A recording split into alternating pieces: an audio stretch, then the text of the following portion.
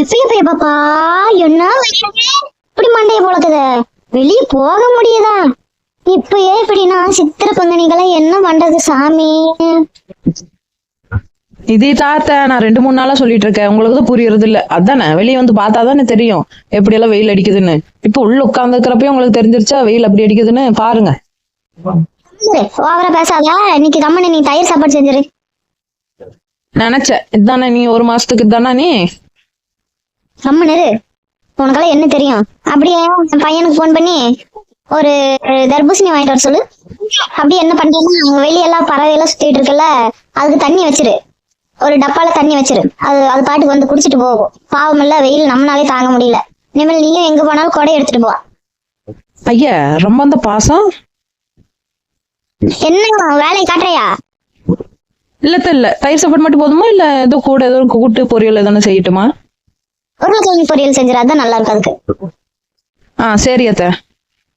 அம்மா அம்மா, சின்ன பொண்ணு சின்ன பொண்ணு. இவனுக்கு இப்படி கத்திட்டு வரா, எப்ப பார்த்தாலும் இதே வேலையா போச்சு. கத்திட்டே தான் வருவான், இங்க வந்து என்னன்னு சொல்ல மாட்டேன். அங்க நம்மான்ட்டே வருவான். அம்மா என்னம்மா பண்றீங்க, சாப்பிட்டீங்களா? அது விடா, எதுவும் இப்படி கத்திட்டே வர?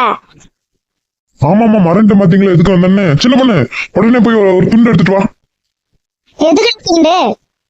அம்மா வீட்டுல எத்தனை டைம் குளிச்சாலும் அடுத்த நிமிஷமா வேர்க்க ஆரம்பிச்சிருந்தம்மா, என்னால முடியலம்மா. நான் அங்க போய் அதான் கிணத்துல போய் குளிச்சுட்டு வரேன், அங்கதான் ஜிலு ஜிலுன்னு இருக்கு கொஞ்சம். நான் போயிட்டு வந்துடுறேம்மா, நீ தடுக்காதம்மா. ஏங்க கம்முங்க, இங்க குளிச்சுட்டு இங்க கடன் கம்முன்னு எங்க கிணத்துக்கெல்லாம் எங்க போறேன்னுங்கிறீங்க? உங்களுக்கு நீச்சல் தெரியுமா? என்ன நீச்சல் தெரியுமாவா? எங்க அம்மாட்டி கேளு, நான் எப்படி உள் நீச்சல் வெளி நீச்சல் எல்லா நீச்சல் அடி பண்ணு. என்னமோ பண்ணி தொலைங்க. இப்ப போனா முடிவு எடுத்துட்டீங்க, போயிட்டு வாங்க, எடுத்து தரேன். அம்மா போயிட்டு வந்துருக்கேம்மா. நீ சொல்றது சரியாதான் இருக்கு, பார்த்து பத்திரமா போயிட்டு வா. சரிம்மா, சின்ன பொண்ணு போயிட்டு வரேன். சரிங்க, போயிட்டு வாங்க. என்ன ரமேஷ் அண்ணா, என்ன வேலு, என்ன எல்லாம் இங்க உட்காந்துருக்கீங்க போல, வீட்டுக்குள்ள இருக்க முடியலையா? போப்பா, வீட்டுக்குள்ள ஓட்டு கூரை அப்படி அனலா கொட்டுது, வீட்டுக்குள்ள உட்கார முடியுதுன்னு நினைக்கிறியா நீ? சாமி ஒரே புழுக்கமா இருக்கு, இருக்கவும் முடியல, வெளியும் வர முடியல, என்ன பண்றதுன்னே தெரியல. அதான் நானே சரி மரத்தடியில் நிலையில நல்ல கூலிங்கா இருக்கும், அந்த ஒரு குழியில போட்டு போலான்னு வந்தேன் நானு. ஆமா, நீ நீங்க வந்திருக்க? போனேன், எனக்கும் அதே கதிதான், வீட்டுல இருக்க முடியல. அதான் அந்த கிணத்துல வந்து 4 நீச்சல் போட்டு போலான்னு வந்தேன். கிணத்து தண்ணி நல்லா ஜிலு ஜிலுன்னு இருக்கும்ல. ஆமாப்பா, நீ சொல்றதும் கரெக்டு தான், அதுக்காக தான் நல்லா ஓடி ஓடி வந்திருக்காங்க. டே முருகா, இரு, வந்த உடனே குதிச்சிடாத, அப்புறம் ஜலதோஷம் பிடிச்சிரும். நான் பானையில தண்ணி கொண்டு வந்திருக்கேன், அது ஒரு சொம்பு மோந்து குடிச்சிட்டு அப்புறம் குளி. என்ன பானையவே தூக்கிட்டு வந்துட்டீங்களா இதுக்காக? அட நீங்க வேற என்ன, பானைக்கு விசிறிட்டு இருக்காரு. ஏன்னா பானையில கூலிங் போயிருமாமா வெயிலுக்கு, அதனால விசிறிட்டு இருக்காது, குளிரா அப்படியே ஜில்லுன்னு இருக்கும்னு. என்னன்னா இதெல்லாம் இப்படியாண்ணா?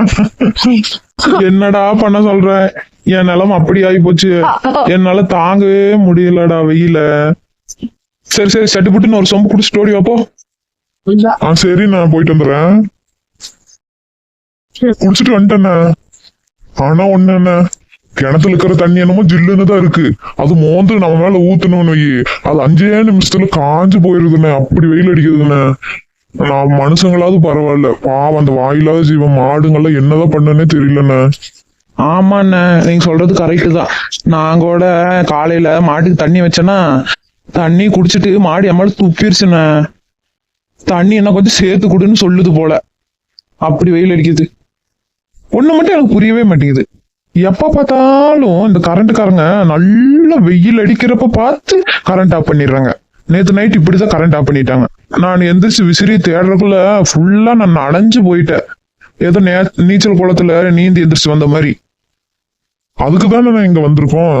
இந்த மரத்தடி நிழலும் இந்த கிணத்துல வீசுற ஈர காத்தும் எவ்வளவு சூப்பரா இருக்கு. இதுக்கு முன்னாடி எல்லாம் அந்த போனுங்கெல்லாம் ஏமாத்துறோம். ஆமா முருகண்ணா, ஒண்ணு கவனிச்சிங்களா? முதல்ல இப்படி வெயிலே இல்லையல்ல, இப்பதான் இப்படி வெயில் அடிக்குது. எல்லாம் மரத்தையெல்லாம் வெட்டி வெட்டி தள்ளுனால்தான் இப்படி வெயில் அடிக்குது. நான் புக்குல தானே படிச்சேன். சரிதான், நம்ம தான் அந்த மரத்தை நிழல விட்டுட்டு இப்பெல்லாம் விசிறி தேடிட்டு ஓடுறோம் மரம் இல்லாதனால. அப்படியே முருகா, ஒரு பக்கெட் தண்ணி எடுத்து மேல ஊத்துடா, கொஞ்சம் குளு குளுன்னு இருக்கட்டும். இருங்க அண்ணே, நான் முதல்ல குதிக்கிறேன், அப்புறம் உங்களுக்கு மோந்து ஊத்துறேன். ஆனா ஒண்ணுண்ணே, உங்க வீட்டுல இருக்கிற அந்த பழைய கஞ்சி குடிச்சிட்டு தான் இன்னைக்கு நம்மளோட லஞ்சே முழுமையடைய போகுது. பழைய கஞ்சிக்கு ஈடு எதுவும் இல்லை. சரியாண்ணா? சரிப்பா வாங்கப்பா எல்லாரும், உங்களுக்கு இல்லாததா? வாங்க வாங்க, தரமாட்டேன்னு சொல்றேன்.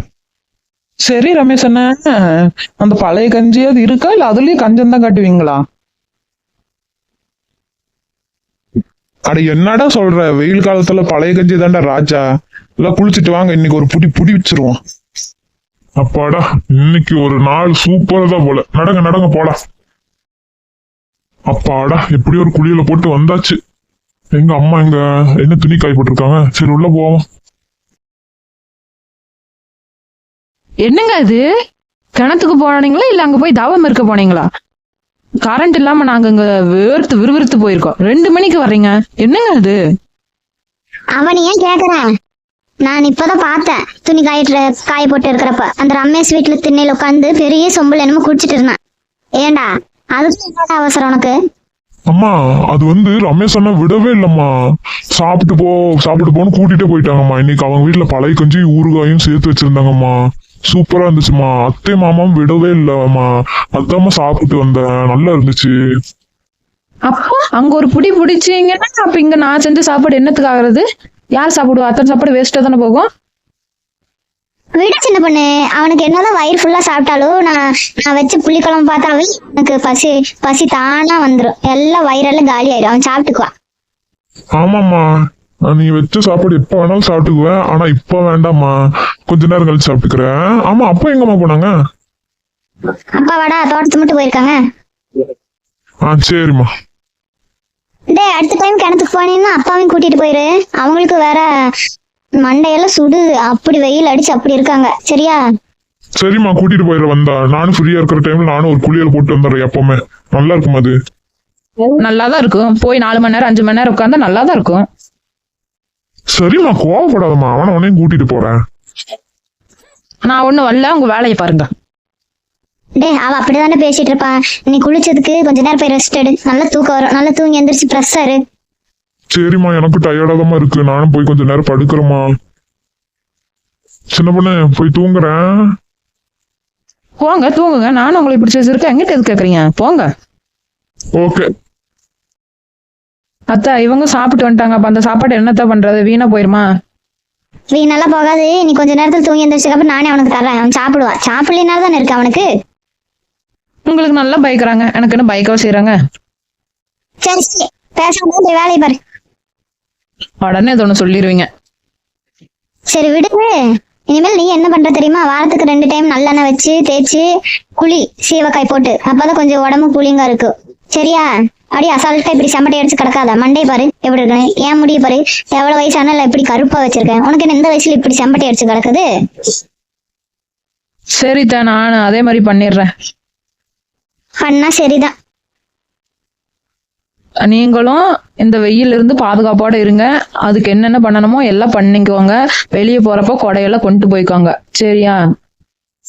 ஆமாங்க, வெயில் காலம் ஆரம்பிச்சிருச்சு. இனிமேல் பாதுகாப்போட இருங்க. எங்கேயும் அனாவசியமா வெளியே எதுக்கு போகாதீங்க. வீட்டுக்குள்ளே இருங்க. வெயில பார்த்தாவே பயமா இருக்கு. வெளியே போறப்ப கொடை கொண்டு போங்க. நல்ல உடம்ப எப்பவுமே கூலிங்காவே வச்சுக்கோங்க. உங்களுக்கு இந்த வீடியோ பிடிச்சிருந்துச்சுன்னா சப்ஸ்கிரைப் பண்ணிக்கோங்க. அப்புறம் நாங்களும் கிளம்புறோம். பார்த்து பத்திரமா இருங்க. பாய்.